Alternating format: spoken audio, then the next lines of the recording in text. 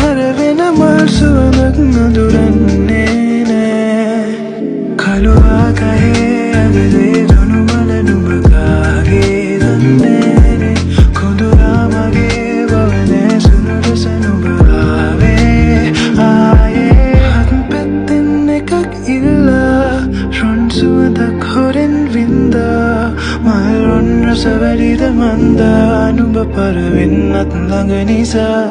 මද සුළඟක් අතින් අල්ලා සමුදෙන්නට කලින් දන්වා මල් බිත්තක නුඹව හංගා දිනවත මාරු දේව ඇතට අරගෙන